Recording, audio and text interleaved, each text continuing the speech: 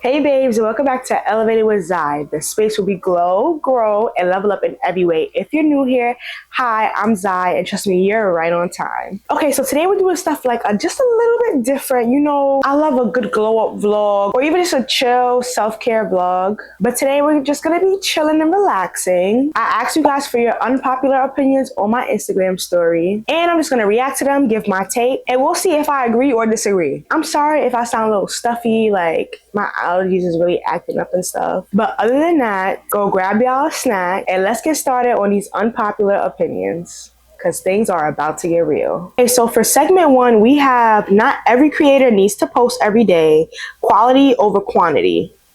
Now, this is something that I agree with 100% because if you're just uploading just to upload, people can see that. It shows up in your editing, it shows up in your energy, and honestly, it just makes your content less enjoyable. Me personally, I'd rather watch one good video a week rather than 7 rushed videos that just don't hit. Like, give me something that actually feels thought out, entertaining, or valuable. I don't want just a bunch of filler clips. Because let's be for real, consistency is important, but forcing content just to stay on algorithm, that's how creators burn out, and as a viewer, you can notice that. When you're excited about your content, it shows, and when you're not, it just feels like homework, and that's the worst possible thing because you want your hobbies to be fun. You don't want your hobbies to feel like a task.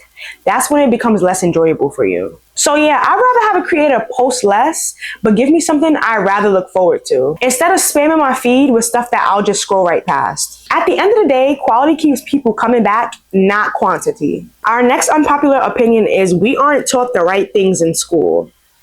I had to put the iPad down on that one. Now, I realized this in high school, but when I got to college, I definitely realized this. So I 100% agree with this opinion right here. Like, instead of schools teaching us things that we actually need as adults, such as how to do your taxes, how to pay off debt, how to build credit, how to budget, or just even understand how loans work, we spend years learning stuff that most of us won't even apply to our adult life. Now, don't get me wrong. History is important, but half of the time, it's the same chapters that is just going to repeat as time goes on. In trigonometry, let's be real. When's the last time you needed to use sine, cosine, or tangents in your everyday life? I feel as though school sets us up to pass tests, not to succeed in adulthood. We graduate knowing how to write essays on wars, but not how to read a credit score. We can solve for X, but we can't fill out a W-2 form without Googling it. If schools actually mixed in real world life skills with academics, people will leave feeling way more prepared. Like, imagine a class where you graduate already knowing how to file taxes, manage debt, invest a little, or even cook basic meals. That's stuff you actually use every day.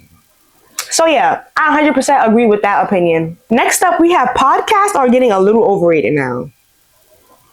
Now, I'm not going to sit here and say I hate podcasts, but nowadays, everybody has a podcast. Like, I feel as though it's the same conversations, just on different mics. How many times are we going to hear the same stories about hustle culture or dating advice? And honestly, I'm the type of person that wasn't really big on podcasts to begin with. Like, anytime I listened to a podcast, it was because it was a school assignment. Like, maybe if I was to listen in on a podcast about a topic I was actually interested in, maybe I would find some sort of connection and be interested in listening. But honestly, podcasts just don't catch my attention. Like, everybody wants to start a podcast, but nobody just has anything new to say. So for me personally, I'm going to say that podcasts are starting to feel a little overrated, but maybe I should check in with a podcast about something that I am interested in, and maybe my opinion might change. If you guys know any podcasts that I'll be interested in, please drop it down below in my comment section and I will listen to it and I will think about changing my opinion. Next up, we have celebrity scandals are overhyped. Now, I 100% believe that celebrity scandals are overhyped because why are we giving these people so much attention? They are regular humans just like us. When they mess up, people act like they're not human. And don't even get me started on their breakups. Please don't let one of your favorite celebrities get into a relationship and then they break up and move to somebody else, because then here comes the public. Oh, here they go with somebody new. Like, they're just doing what any other human would do. Any regular person, once they break up with somebody, eventually they're gonna move on and pursue somebody else. So why would celebrities do it? It's just such a big thing, a big announcement that we have to make on the media. It's not. I just feel like we need to chill and remember that they're human too. They're allowed to make mistakes and move on and be able to live their lives without the extra drama. Next up, we have over-edited videos can ruin the vibe. Raw content feels more authentic. Now, this is a transition I made on my channel for myself. I realized that all the extra transitions and the bold colors and the pop-ups and the green screens, like, it's all cool and stuff, but sometimes just a clean video is the best possible thing you can do for your content. You don't want to have too many jumping scenes, flashing lights, and random sound effects every 2 seconds because it doesn't even feel like you're watching the video anymore. It's giving video game.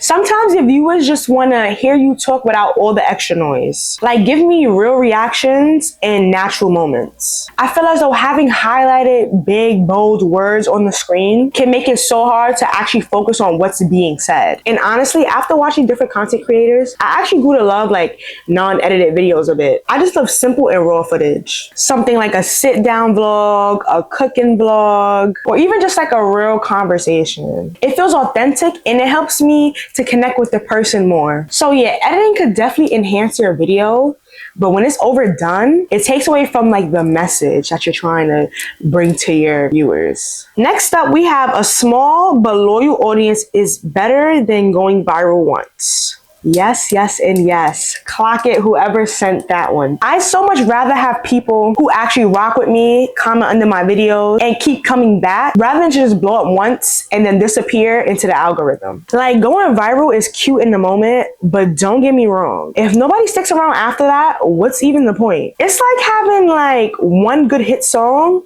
but no fan base to actually support you when you drop again. And I just feel like loyal support just hits different. Even if it's a smaller number, those are the people that watch everything you post, share your content, and cheer you on when you're consistent. They're invested in you, not just the one clip that went crazy. At the end of the day, I'd rather build slow and steady with a real community than chase clout just for a quick viral moment. And we know how fast a viral moment could die down. Because, you know, when you have loyal people behind you, that's what keeps your platform alive and in long term. So yes, I'd rather a small audience rather than just going viral one time. The next unpopular opinion is this generation does not know how to love. Okay, so unfortunately, I do strongly agree with this right here because I feel like a lot of people within, especially the generation behind, I'm gonna say us because I'm talking to you guys, especially the generation behind us, like, they're not too fond with settling down with one person and building from there. I feel like they're really quick to move on and just worry about the next situation rather than actually like working it out with the current person that they're with. Like, love takes effort, patience, and you actually have to want to grow with somebody for something to work. But nowadays, it's just like convenience over commitment, and people just don't want to stick it out when things get hard. So, unfortunately, our generation is cooked when it comes down to this love thing. I don't know. It's giving a lot of broken families in the future, which I hate that for the youth because the youth needs more families that are together. But fingers crossed, maybe everything might change. Next up, we got Chipotle is nasty. Now, I'm not gonna 100% say I agree with you, but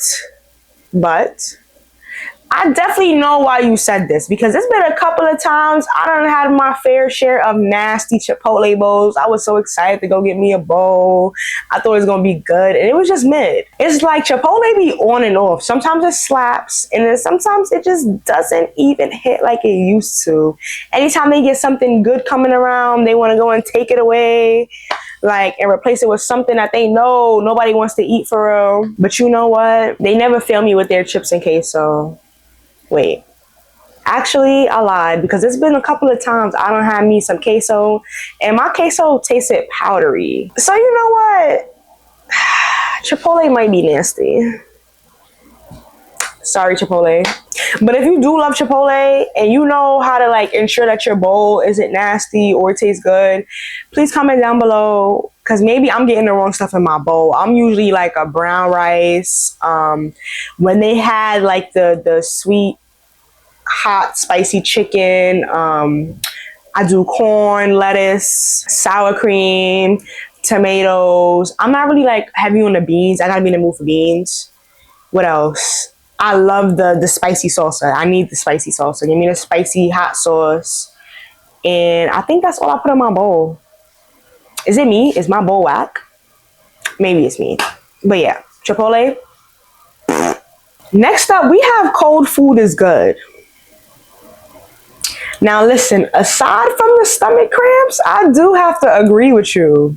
Cold food actually be hitting sometimes. Like, think about leftover pizza, cold pasta, or even just a little piece of cold chicken straight out the fridge. Wait, straight out the fridge is crazy. Maybe like you don't have some chicken, or you made some chicken and it's been out for some time and you want to come back to it hours later. You go back to it, get you a little piece. Yeah, it's busting. But I'm not going to say straight out the fridge. Straight out the fridge is a little crazy.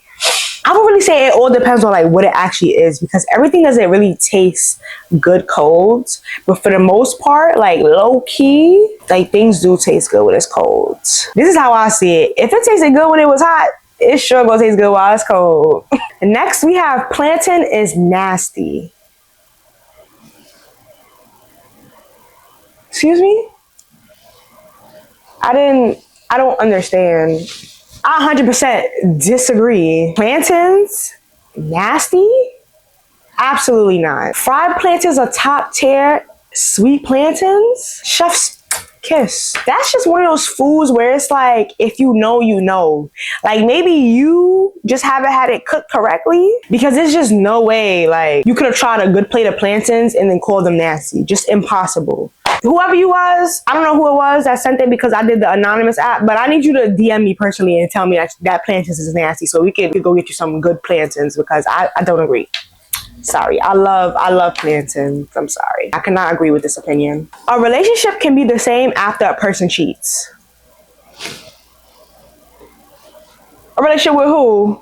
Not with me. I don't think so. Absolutely not. Because once that trust is broken, it is broken. I mean, if you somebody that likes to work things out, but that's something that's kind of like, you need a conversation for that. Like, I'm personally not one of them people that's going to try and work it out. If you cheated on me, go be happy wherever you was at. Because clearly I wasn't doing enough. But you can always try and move forward with somebody. You can forgive, but deep down inside of here, and especially here, there's always just gonna be a little voice in the back of your head, like wondering if it's gonna happen again. And that type of energy just eats away at the relationship over time. So it's like, to me, if you cheat, you already showed that you didn't value this relationship enough. And once respect is gone, so is the love. So I disagree.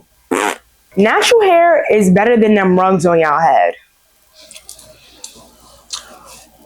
Who said that? Because I ain't never worn no rug on my head. Don't play with it. Don't play, boo. Now, don't get me wrong. I love me a good wig. And I definitely love my natural hair too. But let's be real. Natural hair requires way more maintenance than wigs.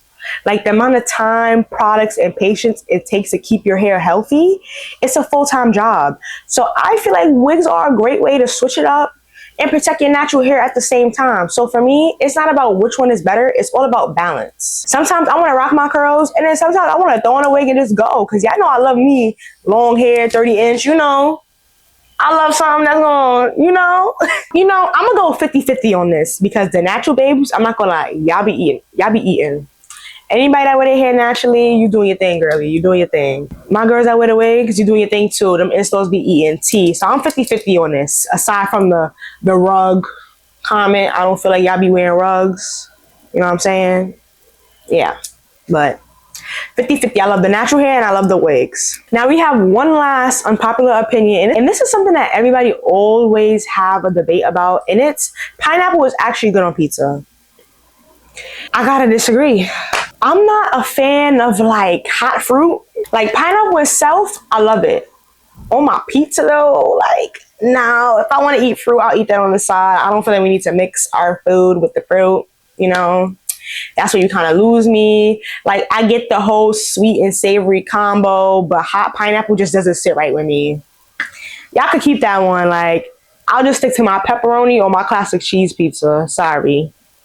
All right, y'all. So those was all the unpopular opinions that I've had. So that's enough for the hot takes for today. I actually had a lot of fun doing hot takes. Like this was like a little calm, fun break in between like the content that I shoot for you guys, because you know I'm currently shooting and recording and uploading 2 videos a week for y'all. So I'm working, y'all, because I work Monday through Friday. So I just gotta get as much content in as I can on the weekends.